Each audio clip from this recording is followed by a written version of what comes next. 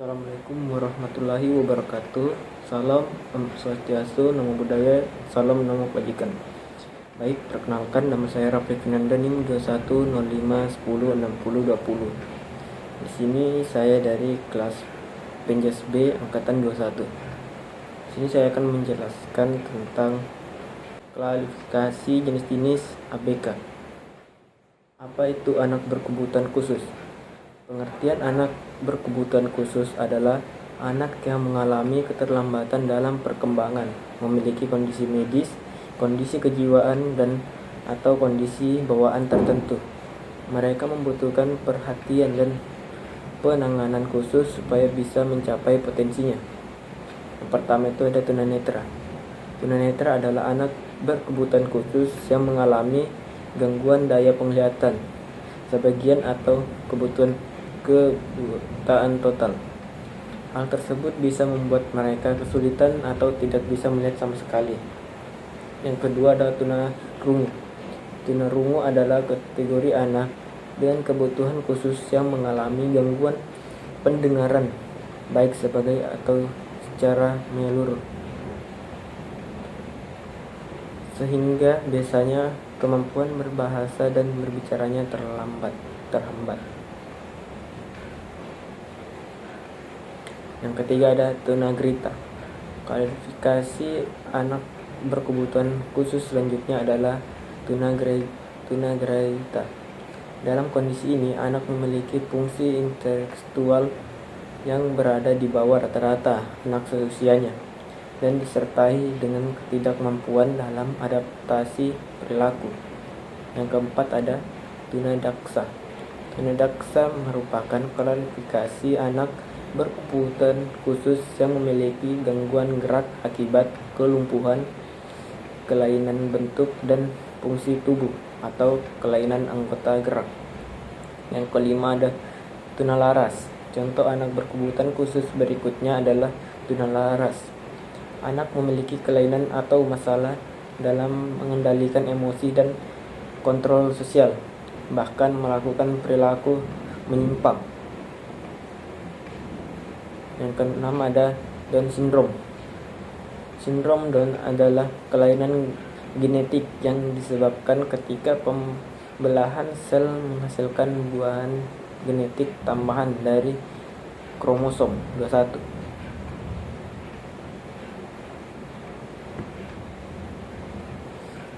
Kelebihan dan kekurangan tunanetra.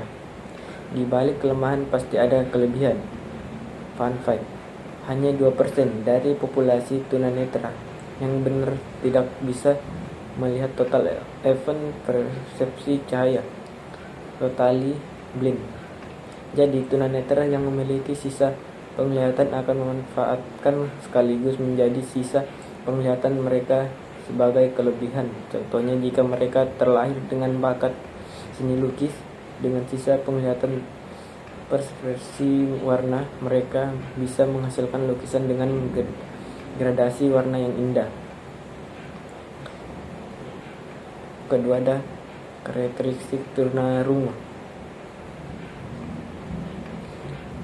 Kurang dengar namun masih bisa menggunakannya sebagai sarana modalitas utama untuk menyimak suara cakap seorang dan mengembangkan kemampuan bicara, tuli atau deaf, yaitu mereka yang mendengarkan sudah tidak dapat digunakan sebagai sarana utama guna mengembangkan kemampuan bicara, namun masih dapat berfungsikan sebagai suplemen pada penglihatan dan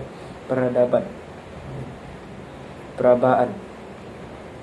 Tuli total atau totally deaf, yaitu mereka yang sudah sama sekali tidak memiliki pendengaran sehingga tidak dapat digunakan untuk menyimak atau mempersepsi dan mengembangkan bicara. Anak tunagrita. Berdasarkan nilai IQ-nya, berikut adalah klasifikasi anak tunagrita yang perlu Anda ketahui. IQ 55 sampai 77 tingkat ringan. Anak yang memiliki IQ 55 sampai 77 akan memiliki perkembangan fisik lebih lambat daripada anak lainnya sesuai usianya. Dengan tingkat intelektual tersebut, mereka bisa mengalami kesulitan dalam mengerjakan tugas sekolah. Namun, anak tetap bisa hidup mandiri kelak apabila diajarkan kemampuan melakukan aktivitas rumah tangga dan keterampilan praktis yang lain. IQ 40-55 tingkat sedang. Anak dengan IQ 40-55 memiliki kemampuan komunikasi yang sederhana. Mereka bisa menyampaikan kebutuhan dasarnya seperti mandi, makan, dan minum.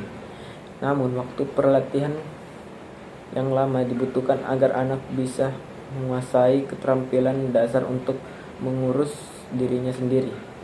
IQ 25-40 tingkat parah.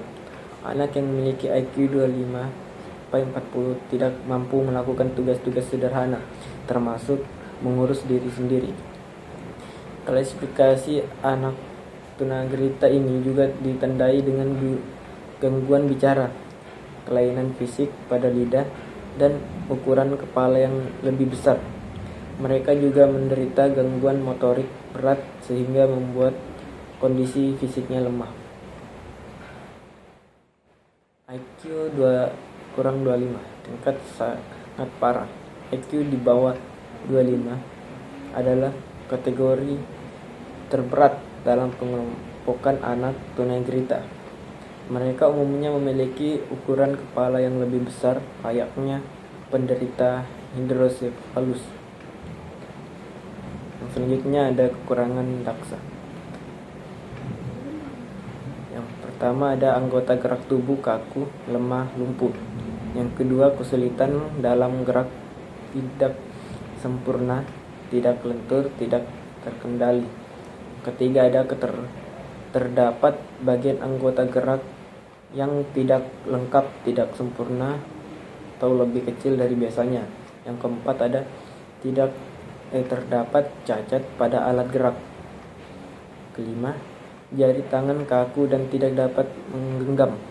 Yang keenam, kesulitan pada saat berdiri, berjalan, duduk, dan menunjukkan sikap tubuh tidak normal. Yang ketujuh, sulit untuk berpindah dari satu posisi ke posisi yang lain. Yang kedelapan, sulit meraih benda di tempat tinggi atau rendah. Kesembilan, gerakan tubuh kaku atau layu.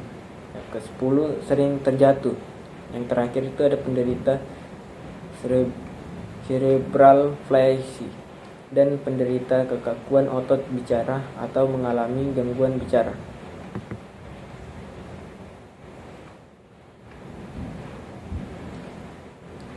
Kelebihan tunadaksa. Yang pertama ada menolong diri sendiri atau kebersihan berpakaian. Yang kedua ada merawat dan merias diri sendiri. Yang ketiga ada mengurus diri sendiri. Yang keempat ada berkomunikasi dengan orang lain. Yang kelima bersosialisasi dalam kehidupan dan lingkungannya. Yang keenam mengembangkan keterampilan hidup sehari-hari. Yang ketujuh menyelamatkan diri dari bahaya. Selanjutnya ada klasifikasi tunalaras. Anak yang mengalami gangguan perilaku, anak yang mengalami kecemasan dan menyendiri, anak yang kurang dewasa, anak yang agresif bersosialisasi, karakteristik akademik, hasil belajar di bawah rata-rata, tidak naik kelas, sering membolos, sering melakukan pelanggaran baik di sekolah maupun di masyarakat. Karakteristik hambatan sosial, emosional, dan fisik. Klasifikasi anak tunalaras. Anak yang memiliki gangguan perilaku bisa mengalami hambatan pada pencapaian hasil pembelajarannya sehingga nilainya selalu di bawah rata-rata. Anak usia sebaya, mereka memiliki kecenderungan malas untuk belajar serta ingin melakukan sesuatu sesuai keinginannya. Karakteristik sosial dalam emosional. Karakteristik sosial anak tunalaras dipengaruhi oleh karakteristik emosionalnya. Karakteristik ini bisa ditandai dengan sikap agresif yang bisa mengganggu orang lain. Perilaku mereka umumnya tidak diterima oleh lingkungan sekitar karena dianggap pelanggaran normal di keluarga, sekolah, teman sebaya, dan masyarakat. Karakteristik emosional mereka kerap kali memunculkan agresivitas yang dapat mengganggu teman-temannya. Kelebihan dan kekurangan Down syndrome. Meskipun punya beberapa kelemahan seperti saat mengucapkan kata-kata, tapi para pengidap sindrom Down cenderung memiliki perilaku yang lembut, ramah, periang, sabar, juga toleransi yang tinggi. Meski begitu, dalam situasi tertentu, sikapnya bisa menjadi kerja keras kepala, suka melawan, depresi, atau memiliki kecemasan yang berlebihan. Tetapi itu dalam jumlah persentasenya yang kecil. Cukup sekian yang dapat saya sampaikan. Saya akhiri. Wassalamualaikum warahmatullahi wabarakatuh.